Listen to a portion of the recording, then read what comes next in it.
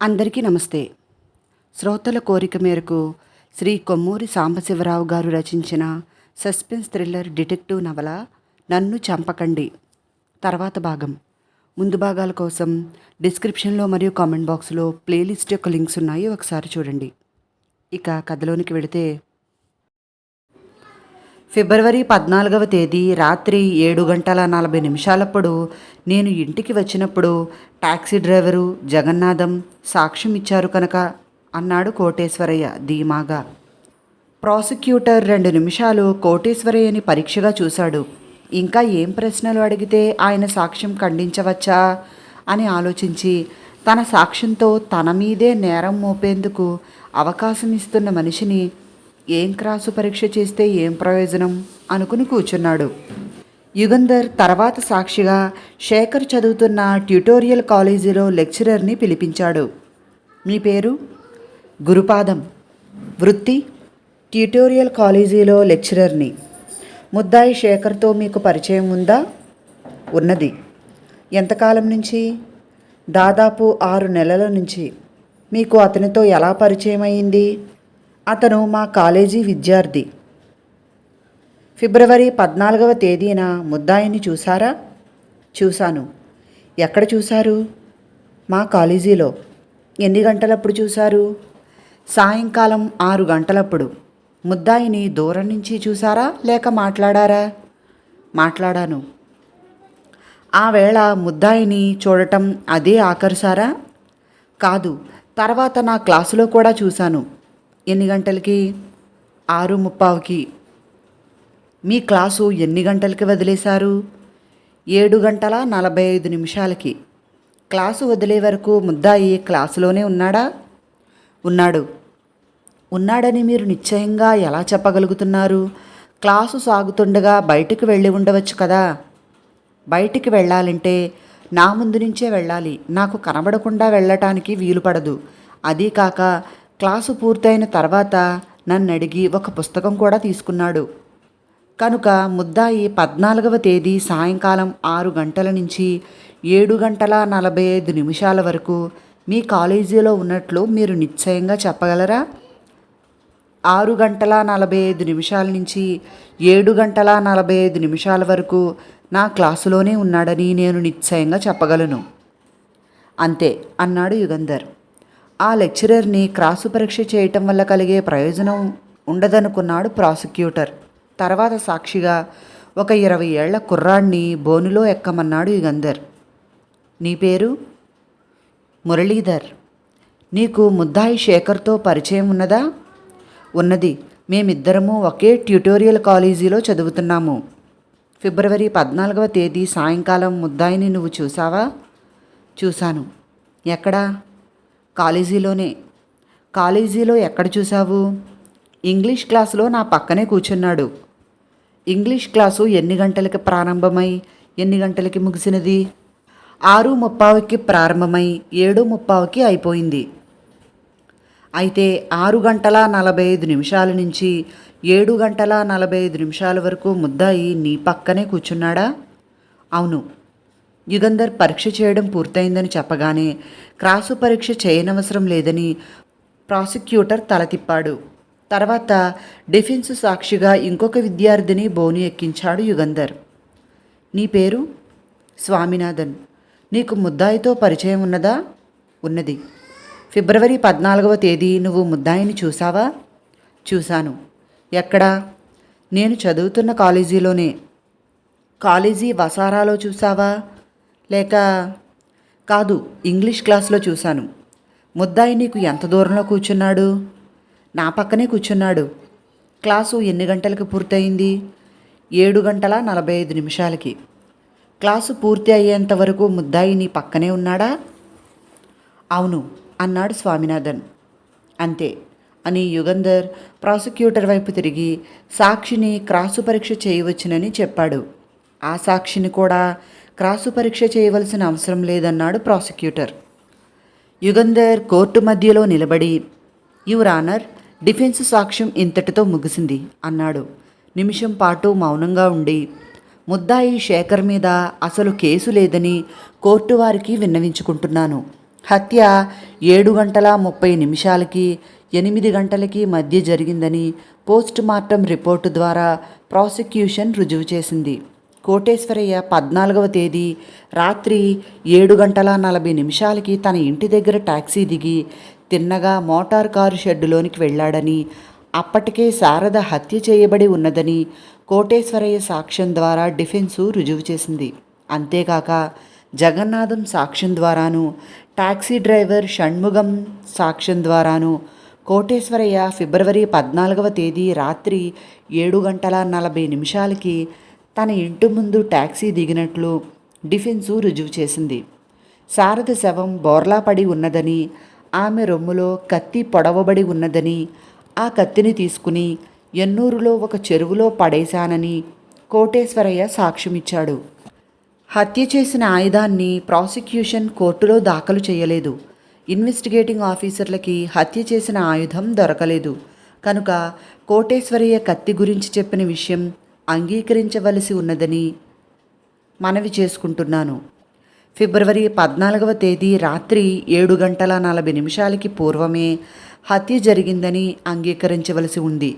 ఆ విషయం అంగీకరిస్తే ముద్దాయి మీద కేసు ఏమీ లేదని నిర్ధారణ అవుతోంది. ముద్దాయి శేఖర్ 14వ తేదీ సాయంకాలం 6 గంటల నుంచి 7:45 వరకు ట్యుటోరియల్ కాలేజీలో ఉన్నట్లు నిష్పాక్షిక సాక్ష్యం డిఫెన్సు ప్రవేశపెట్టింది. ట్యుటోరియల్ కాలేజీలో లెక్చరర్ గురుపాదం, శేఖర్ సహ విద్యార్థులు మురళీధర్, స్వామినాథన్ ముద్దాయి ఫిబ్రవరి 14వ తేదీ 7:45 వరకు కాలేజీలోనే ఉన్నట్లు స్పష్టంగా చెప్పారు. 7:45కి ట్యుటోరియల్ కాలేజీ నుంచి బయలుదేరి ఏ విధంగానూ, అంటే పరిగెత్తినా, సైకిల్ మీద వెళ్ళినా, మోటార్ కారులో వెళ్ళినా ముద్దాయి హత్య జరిగిన ప్రదేశానికి 7:40 వెళ్ళటం అసంభవం. ముద్దాయికి పటిష్టమైన, లోపరహితమైన ఎలిబి ఉన్నదని కోర్టు వారికి విన్నవించుకుంటున్నాను. ఇకపోతే ముద్దాయి శారదని హత్య చేశాడని నిరూపించేందుకు ప్రాసిక్యూషన్ ప్రవేశపెట్టిన సాక్ష్యాల గురించి చర్చించటం అనవసరం. 1-2 విషయాలు మాత్రం కోర్టు వారి దృష్టికి తీసుకురాదలిచాను. కారులో తివాసీ మీద రక్తం లేకపోవటము, సీటు మీద రక్తం కారటం గురించి పోలీస్ సర్జన్ని క్రాసు పరీక్ష చేసి శవం హత్య జరిగిన వెంటనే బోర్లా పడి ఉండవచ్చునని నిరూపించాము. బోర్లా పడి ఉన్న శవాన్ని ముద్దాయి శేఖర్ వెల్లకిల్లా తిప్పానని తన వాంగ్మూలంలో చెప్పాడు. తన బట్టలకి రక్తం కూడా అప్పుడే అంటుకున్నదని తెలియచేశాడు. ఆ తర్వాత ముద్దాయి ప్రవర్తన అనుమానాస్పదంగా ఉన్నది నిజమే. కానీ వయసులో పెద్దవాళ్ళు, ఎక్కువ జీవితానుభవం కలవాళ్ళు, పేరు ప్రతిష్టలు ఉన్నవాళ్ళు అయిన కోటేశ్వరయ్య మరియు జగన్నాథం గారులే పోలీసులు తమని అనుమానిస్తారేమోనన్న భయంతో నిజం చెప్పకపోవటం, అబద్ధాలు చెప్పటం, జ్ఞాపకం తెచ్చుకుంటే వయసులో చిన్నవాడు, తనని సమర్థించి సహాయం చేసేవాళ్ళు ఎవ్వరూ లేని ముద్దాయి శేఖర్ ఆకస్మికంగా మోటారు కారులో శారద శవాన్ని చూడగానే నేరం తన మీదకి వస్తుందన్న భయంతో ఊరు విడిచి పారిపోవటానికి ప్రయత్నించటం విడ్డూరమేమీ కాదు. యువర్ ఆనర్, ముద్దాయిని నిర్దోషిగా పరిగణించి విడుదల చేయమని ప్రార్థిస్తున్నాను అని యుగంధర్ డిఫెన్సు అంతిమ ఉపన్యాసం ముగించాడు. యుగంధర్ అంతిమ ఉపన్యాసం ముగించగానే కోర్టులో ఉన్న జనమంతా ప్రాసిక్యూటర్ వైపు చూశారు. శేఖర్ మీద కేసు పటాపంచలైందని అందరికీ తెలిసిపోయింది. హత్య జరిగిన సమయంలో శేఖర్ ట్యుటోరియల్ కాలేజీలో ఉన్నట్లు నిరూపించటంతో శేఖర్ నిర్దోషిత్వం రుజువైందని అందరూ గ్రహించారు. యువర్ ఆనర్ అంటూ ప్రాసిక్యూటర్ లేచి నిలబడ్డాడు. మెజిస్ట్రేటు ప్రాసిక్యూటర్ వైపు తిరిగాడు. కోటేశ్వరయ్య, జగన్నాథం సాక్ష్యాల ద్వారా డిఫెన్సు బహిర్గతం చేసిన కొత్త విషయాల గురించి కొంత దర్యాప్తు చేయవలసి ఉంటుంది. ప్రాసిక్యూషన్ కేసుని పునఃపరిశీలించేందుకు కొంచెం వ్యవధి కావలసి ఉన్నది కనుక రేపటికి వాయిదా వేయవలసిందని ప్రార్థిస్తున్నాను అన్నాడు ప్రాసిక్యూటర్. యుగంధర్ చటుక్కుని లేచి, యువర్ ఆనర్, ప్రాసిక్యూషన్ కేసు పూర్తి అయింది. ముద్దాయి నేరం చేశాడని నిరూపించేందుకు ప్రవేశపెట్టగల సాక్ష్యం ప్రవేశపెట్టారు. ఇప్పుడు ఇంకా వాయిదా అడగడం న్యాయం కాదు అన్నాడు. మెజిస్ట్రేటు ప్రాసిక్యూటర్ వైపు తిరిగి, కొత్తగా ఏమైనా సాక్ష్యం ప్రవేశపెట్టదలిచారా అడిగాడు. ప్రాసిక్యూటర్ అయోమయంగా చూస్తూ ఇంకా ఏది నిర్ధారణ అంటూ గొణిగాడు. అయితే వాయిదా వేయటానికి వీలులేదు అని కళ్ళద్దాలు సరిచేసుకుని మెజిస్ట్రేటు తీర్పు చెప్పటం ప్రారంభించాడు. ఈ కేసులో పోలీసు ఉద్యోగుల దర్యాప్తు చాలా అసంతృప్తికరంగా ఉంది.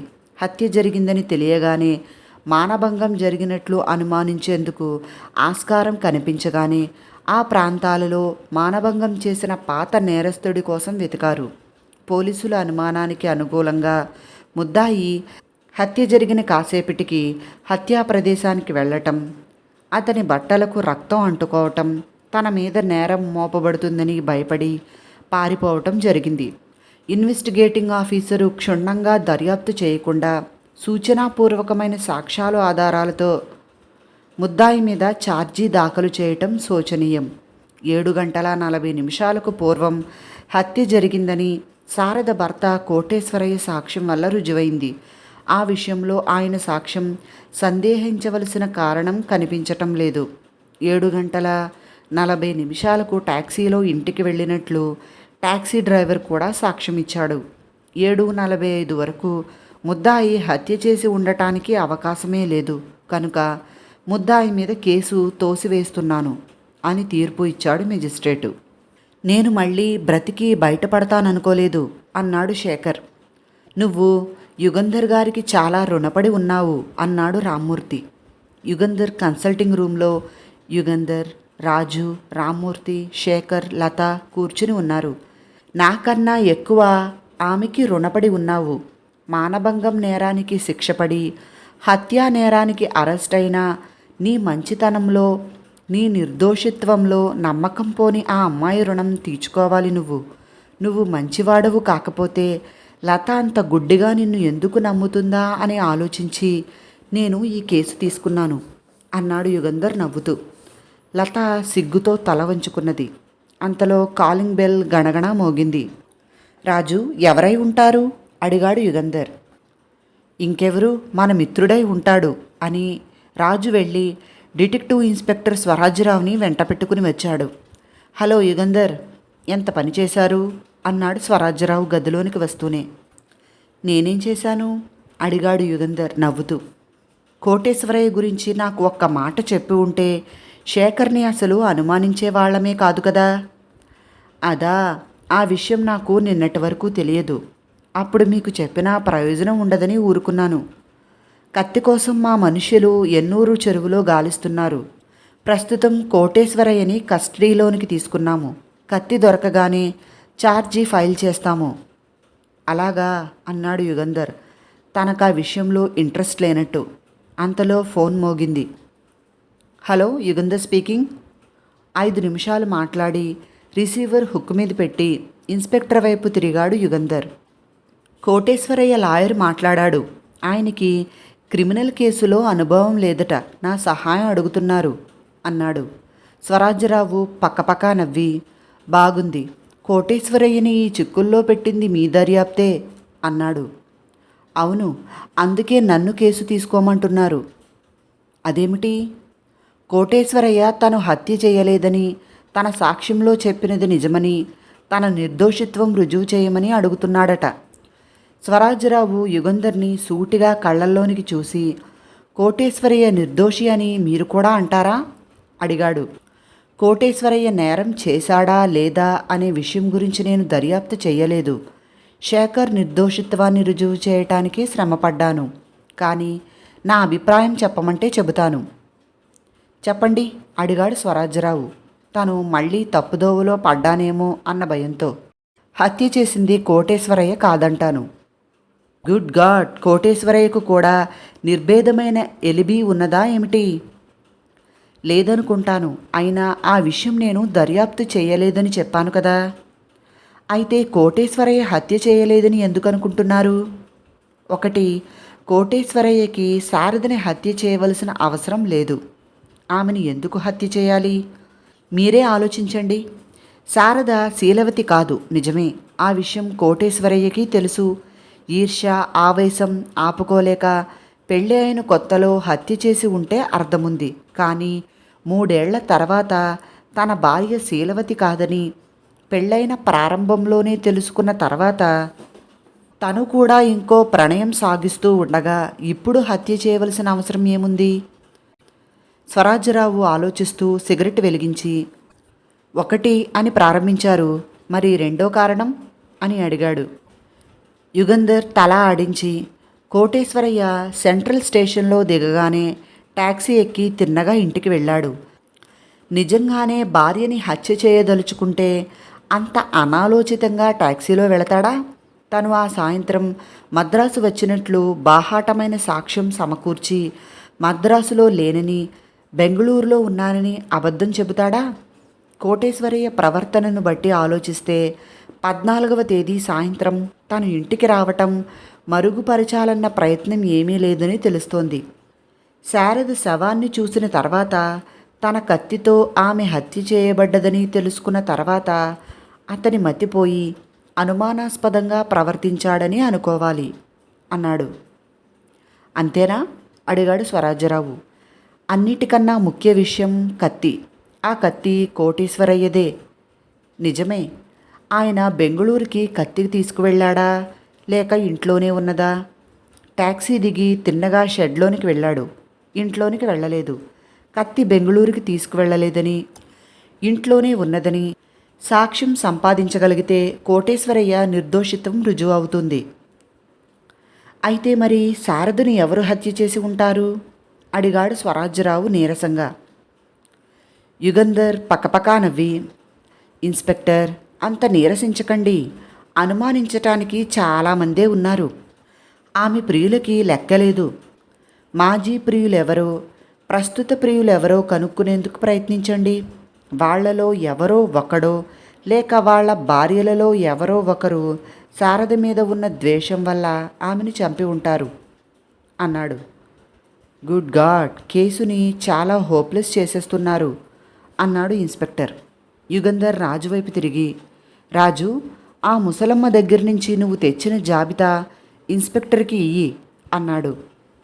రాజు బల్ల సరుగులోంచి ఒక కాగితం తీసి స్వరాజ్యరావుకి ఇచ్చాడు. శారదకి కాపలా ఉంచిన వృద్ధురాలు నుంచి రాజు ఈ జాబితా సంపాదించాడు. వాళ్లల్లో హంతకుడు దొరికే అవకాశాలు ఉన్నాయి చెప్పాడు యుగంధర్. ఇన్స్పెక్టర్ ఆ జాబితా పరీక్షగా చూసి, 8 పేర్లున్నాయి అన్నాడు నిట్టూరుస్తూ. యుగంధర్ మౌనంగా ఉండిపోయాడు. యుగంధర్, వీళ్లలో ఎవరు హత్య చేసి ఉండవచ్చో సూచనగానైనా చెప్పలేరా? సరే, నాకెవరి మీద అనుమానమున్నది చెప్పమంటారా? వినండి. కారు డ్రైవరుతో కూడా శారద ప్రణయం సాగించింది. మోటార్ షెడ్డులో ఉన్న కారులో హత్య జరిగింది. డ్రైవర్ మనస్తత్వానికి కారులో హత్య సమీపంగా ఉన్నదనుకుంటున్నాను. అంతేనా? మీ అనుమానానికి వేరే కారణం ఏమీ లేదా? హత్య జరిగే ముందు వారం 10 రోజుల నుంచి శారద డ్రైవర్తో ఎడమొహం పెడమొహంగా ఉన్నట్లు తెలిసింది. ఆమెను మానభంగం చేయటానికి ప్రయత్నం జరిగినట్లు సూచనలున్నాయి. అప్పటి పరిస్థితిని బట్టి ఆలోచిస్తే డ్రైవర్ ఆ పని చేసి ఉంటాడని అనుకోవటానికి ఆస్కారం ఉంది. దర్యాప్తు చేసి చూడండి అన్నాడు యుగంధర్. ఇన్స్పెక్టర్ యుగంధర్కి థ్యాంక్స్ చెప్పి లేచి తలుపు వరకు వెళ్ళి వెనక్కి తిరిగి శేఖర్ దగ్గరికి వచ్చాడు. సారీ బ్రదర్, నా డ్యూటీ నేను చేశాను. లెటర్ షేక్ హ్యాండ్స్ అన్నాడు. శేఖర్ లేచి ఇన్స్పెక్టర్కి షేక్ హ్యాండ్ ఇచ్చాడు. మర్నాడు పొద్దున్నే స్వరాజ్యరావు ఫోన్ చేశాడు. యుగంధర్ పలకగానే, you are very correct Yugandhar, డ్రైవర్ని నిన్ననే కస్టడీలోనికి తీసుకున్నాను. ప్రశ్నించగానే బెదిరిపోయి నేరం చేసినట్లు ఒప్పుకున్నాడు. శారద కొంతకాలం నుంచి అతనితోనూ ప్రేమ కలాపం సాగిస్తోందట. శేఖర్ కనిపించినప్పటి నుండి అతన్ని కసిరి కొట్టడం ప్రారంభించిందట. శారద లాంటి స్త్రీతో స్నేహం కాగానే ఆ డ్రైవర్ తన అదృష్టం పండిందనుకున్నాడు. ఆమె కసిరి కొట్టేటప్పటికీ అతనికి మతిపోయింది. కసి, ద్వేషం, వాంఛ అతన్ని ప్రేరేపించి హత్య చేయించాయి. హత్య చేద్దామనే ఉద్దేశం తనకి లేదని చెప్పాడు. ఫిబ్రవరి 14వ తేదీన శారద అతనికి సెలవు ఇచ్చిందట. ఎవరితోనో ప్రేమ కలాపం సాగించటానికి తను అడ్డు లేకుండా ఉండటానికే తనకు సెలవు ఇచ్చిందనుకుని ఎవరికీ కనబడకుండా వెళ్ళి షెడ్లో దాక్కున్నాడు. శారద షెడ్లోనికి వచ్చి తనని చూసి వెళ్ళిపోమ్మన్నదట. తనని అట్లా కసిరి కొట్టవద్దని బ్రతిమాలుకున్నాడట. ఒక్కసారి కౌగిలించుకోనిస్తే వెళ్ళిపోతానని అన్నాడట. అందుకు శారద ఒప్పుకొని కారు వెనక సీటులో కూర్చున్నదట. అతను ఆమెని వదలకుండా బలాత్కరించటం ప్రారంభించాడు. ఆమె పెనుగులాడింది. తనకి మతిపోయినట్లయి కత్తితో పొడిచాడట అని చెప్పాడు. అసలు కోటేశ్వరయ్య కత్తి అతని దగ్గర ఎందుకు ఉన్నదట అడిగాడు యుగంధర్. క్రితం రోజు శారద ఆ కత్తి అతనికి బహుమానంగా ఇచ్చిందని చెప్పాడు. మీరు అతను చెప్పినదంతా నమ్ముతున్నారా? లేదు లేదు, శారదని హత్య చేయాలని తీర్మానించుకుని ఆ కత్తి ఇంట్లోంచి దొంగలించాడనేది నా ఉద్దేశం. అవును, పథకం ఆలోచించి ఉద్దేశపూర్వకంగానే చేసిన హత్య ఇది అన్నాడు యుగంధర్. నా అభిప్రాయము అదే. ఆ డ్రైవర్ దోషి అని నిరూపించటం కష్టం కాదనుకుంటున్నాను అన్నాడు స్వరాజ్యరావు. రామ్మూర్తి ఇంట్లో శేఖర్కి లతకి వివాహం జరిగింది. కోటేశ్వరయ్య 5,000 రూపాయలు కట్నం చదివించాడు. ఆ డబ్బుతో సొంత వర్క్షాపు పెట్టుకుని వృద్ధిలోనికి రావలసిందని చెప్పి వధువరులను ఆశీర్వదించాడు యుగంధర్. అయిపోయింది. సమాప్తం. శ్రీ కొమ్మూరి సాంబశివరావు గారు రచించిన నన్ను చంపకండి సస్పెన్స్ థ్రిల్లర్ డిటెక్టివ్ నవల సమాప్తం. కొమ్మూరి సాంబశివరావు గారి మరొక నవల మీ ముందుకు తీసుకురాబోతున్నాను. కథ విన్నందుకు అందరికీ చాలా చాలా థ్యాంక్స్. నచ్చితే వీడియోని లైక్ చేసి నా ఛానల్ను సబ్స్క్రైబ్ చేసుకోండి ప్లీజ్. వినాలనుకుంటే డిస్క్రిప్షన్లో మరియు కామెంట్ బాక్స్లో ప్లేలిస్ట్ యొక్క లింక్స్ ఉన్నాయి, ఒకసారి చూడండి. ధన్యవాదములు. మీ ప్రసన్న.